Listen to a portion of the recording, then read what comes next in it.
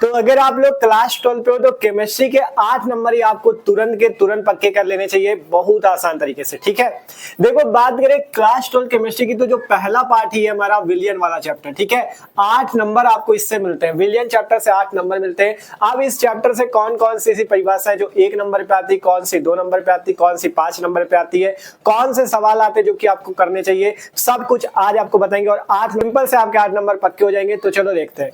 तो देखो अगर बात करें आपका जो विलियन पार्ट है उसमें कितनी चीजें हैं, जैसे सबसे पहले आपको इतना तो पता है मोलरता की परिभाषा होती है, मोललता होती है, मोलन्स होती है, द्रव्यमान प्रतिशत होती है।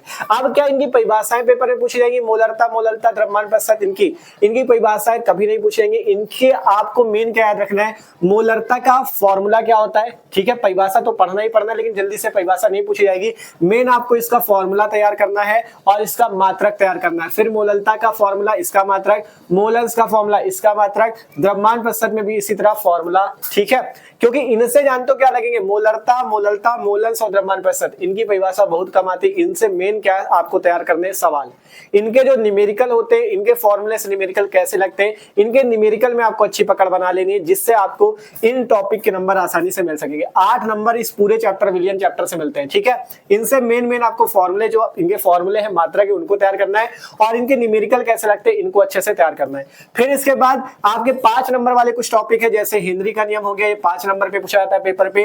राउल्ट का नियम हो गया, ये 5 नंबर पे पेपर में पूछा जाता है। फिर वाष्पदाब में अपेक्षिक अवनमन, क्वथनांक में उन्नयन, हिमांक में अवनमन, इन तीनों से आपका देखो इन तीनों की परिभाषाएं भी पूछी जा सकती है कि वाष्पदाब में अपेक्षिक अवनमन क्या होता है, इसको समझाइए, और क्वथनांक में उन्नयन क्या, इसको समझाइए, हिमांक में अवनमन क्या, इनको समझाइए।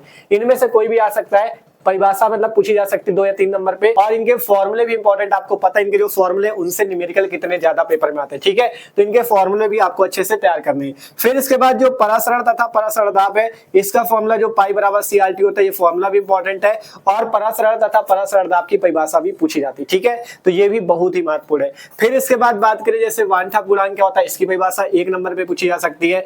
मोलल उन्नयन स्थिरांक क्या होता है, इसकी परिभाषा 1 नंबर पे पूछी जा सकती है। मोलल अवनमन स्थिरांक क्या, इसकी परिभाषा 1 नंबर पे पूछी जा सकती है। ठीक है, मतलब इतने से आपको 8 नंबर आसानी से मिल जाते हैं। बस आपको जिस टाइप से बताया, जैसे इनमें आपको मेन इनके फॉर्मूले तैयार करने, और न्यूमेरिकल अगर अच्छे से लगाना चाहो तो न्यूमेरिकल के इस चैप्टर के न्यूमेरिकल के लिए भी हमने एक 1 शॉट वीडियो बना दिया है, जिसपे इस चैप्टर के सभी महत्वपूर्ण न्यूमेरिकल्स को हमने करा रखा है। तो उसके लिए आप चैनल पे जो केमिस्ट्री की प्लेलिस्ट है वहां से जाके देख सकते हो, और इस पूरे चैप्टर को भी हमने 1 शॉट में पूरा पढ़ाया हुआ है आसान तरीके से। ठीक है, अगर अच्छे से तैयारी करते हो, जो जो चीज आपको बताया उस तरह से करते हो, तो आसानी से विलियन चैप्टर के 8 नंबर आपको पूरे पक्के हो जाएंगे। ठीक है, तो जिस टाइप से बताया उसी टाइप से करना, आपके आसानी से 8 पक्के हो जाएंगे। ठीक है, तो वीडियो अच्छा लगा हो लाइक कर लो, और जो लोग मस्त तरीके से तैयारी करना चाहते हो चैनल को फॉलो भी